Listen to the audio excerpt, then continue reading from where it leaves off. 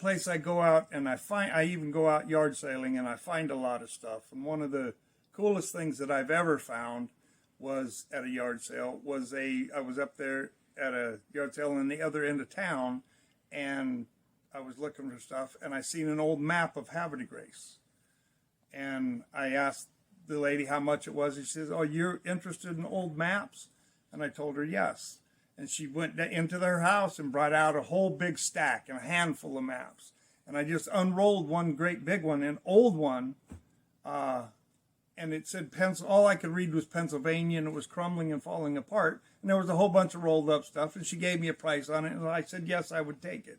So when I get it back to the store, I found out it was an original 1858 map of Harford County, which has a little excerpt piece on it blown up of Havre de Grace. And then it gives names of people at different places where they lived in town. So when you're sort of doing some history, you can look and see who lived on that block. And so that's how I can let families know of where some of their families lived. We look it up on there. But also one of the maps that was rolled up in this, I didn't realize it, and I don't think a lot of people know it even exists, because all the courthouse burnt down in Harford County back in the 1930s. But this map is an original etching from the 1802 map of Havre de Grace when this was Harmerstown. I have that map that came from this same yard sale.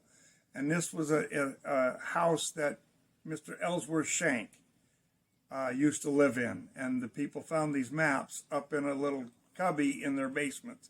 And luckily, I was one that ended up there getting them. So I have lots of other maps, one from 1799. I have lots of copies of those, and people ask me about maps all the time. But there is a place online where you can get copies of a lot of these old maps. And everybody loves them. They have lots and lots of information on them. But I think that 1802 Harmerstown map of Havre de Grace is the best one I've ever found. Cool.